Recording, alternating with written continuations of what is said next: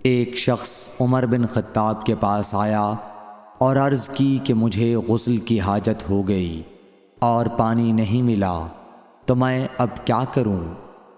اس پر عمار بن یاسر رضی اللہ تعالیٰ عنہ نے حضرت عمر بن خطاب رضی اللہ تعالیٰ عنہ سے کہا، کیا آپ کو یاد نہیں جب میں اور آپ سفر میں تھے، ہم دونوں جنبی ہو گئے، آپ نے تو نماز نہیں پڑھی لیکن میں نے زمین پر لوٹ پوٹ لیا اور نماز پڑھ لی۔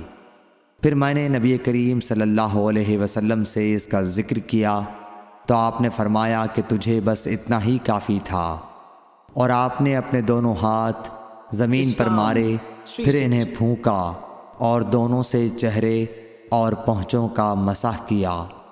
صحیح بخاری حدیث نمبر 338۔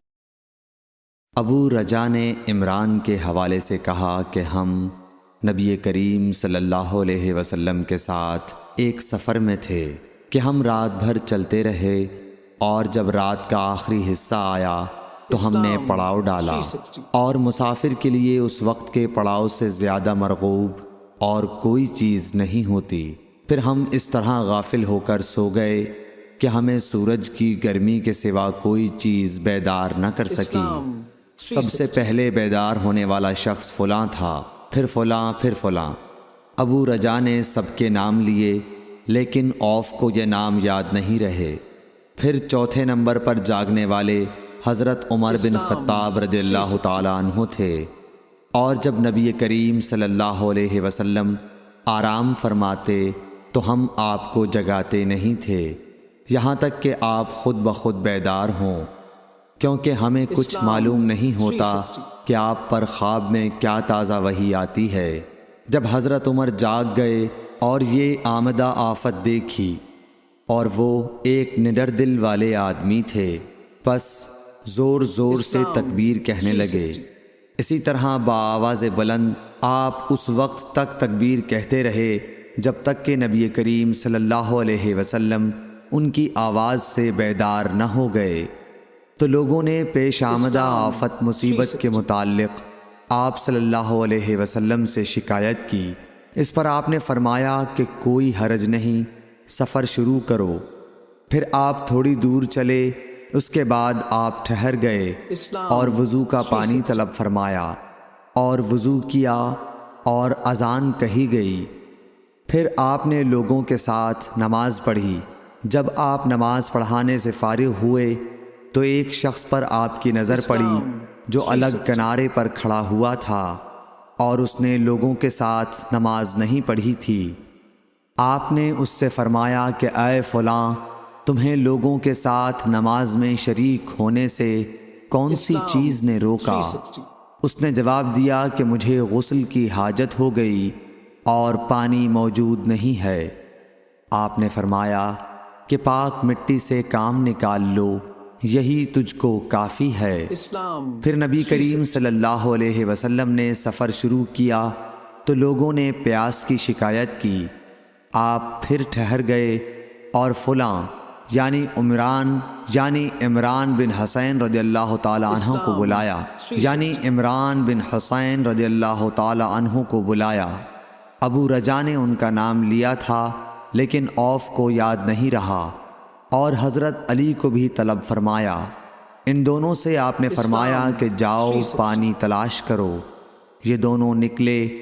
راستے میں ایک عورت ملی جو پانی کی 2 پکھالیں اپنے اونٹ پر لٹکائے ہوئے بیچ میں سوار ہو کر جا رہی تھی۔ انہوں نے اس سے پوچھا کہ پانی کہاں ملتا ہے؟ تو اس نے جواب دیا کہ کل اسی وقت میں پانی پر موجود تھی، یعنی پانی اتنی دور ہے کہ کل میں اسی وقت وہاں سے پانی لے کر چلی تھی، آج یہاں پہنچی ہوں، اور ہمارے قبیلے کے مرد لوگ پیچھے رہ گئے ہیں۔ انہوں نے اس سے کہا اچھا ہمارے ساتھ چلو۔ اس نے پوچھا کہاں چلوں؟ انہوں نے کہا رسول اللہ صلی اللہ علیہ وسلم کی خدمت میں۔ اس نے کہا اچھا وہی جن کو لوگ صابی کہتے ہیں؟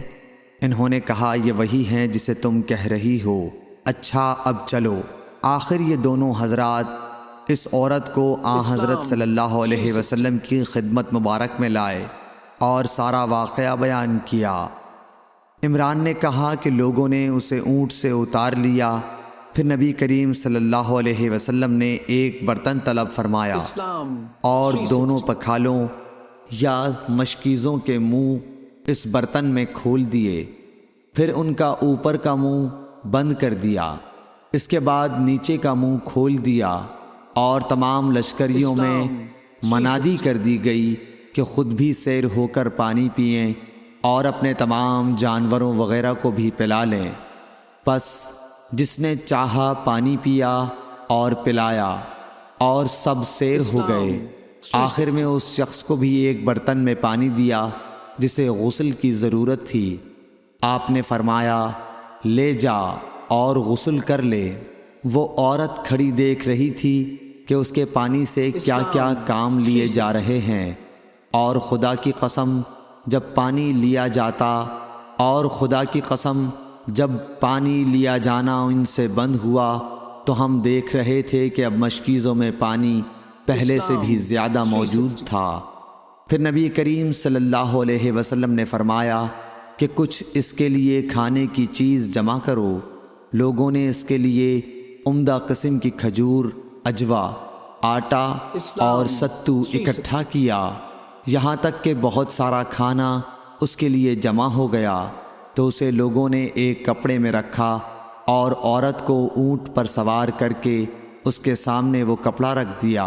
رسول اللہ صلی اللہ علیہ وسلم نے اس سے فرمایا کہ تمہیں معلوم ہے کہ ہم نے تمہارے پانی میں کوئی کمی نہیں کی ہے، لیکن اللہ تعالیٰ نے ہمیں سیراب کر دیا۔ پھر وہ اپنے گھر آئی، دیر کافی ہو چکی تھی، اس لیے گھر والوں نے پوچھا کہ اے فلانی کیوں اتنی دیر ہوئی؟ اس نے کہا، ایک عجیب بات ہوئی، وہ یہ کہ مجھے 2 آدمی ملے اور وہ مجھے اس شخص کے پاس لے گئے جسے لوگ صابی کہتے ہیں۔ وہاں اس طرح کا واقعہ پیش آیا۔ خدا کی قسم وہ تو اس کے اور اس کے درمیان سب سے بڑا جادوگر ہے۔ اور اس نے بیچ کی انگلی اور شہادت کی انگلی آسمان کی طرف اٹھا کر اشارہ کیا۔ اس کی مراد آسمان اور زمین سے تھی، یا پھر وہ واقعی اللہ کا رسول ہے۔ اس کے بعد مسلمان اس قبیلے کے دور و نزدیک کے مشرکین پر حملے کیا کرتے تھے، لیکن اس گھرانے کو جس سے اس عورت کا تعلق تھا کوئی نقصان نہیں پہنچاتے تھے۔ یہ اچھا برتاؤ دیکھ کر ایک دن اس عورت نے اپنی قوم سے کہا کہ میرا خیال ہے کہ یہ لوگ تمہیں جان بوجھ کر چھوڑ دیتے ہیں، تو کیا تمہیں اسلام کی طرف کچھ رغبت ہے؟ قوم نے عورت کی بات مان لی اور اسلام لے آئی۔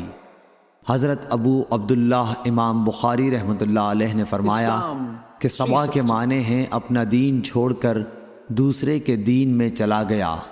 اور ابو العالیہ نے کہا ہے کہ صائبین اہل کتاب کا ایک فرقہ ہے جو زبور پڑھتے ہیں، اور سورہ یوسف میں جو عصب کا لفظ ہے وہاں بھی اس کے معنی عمل کے ہیں۔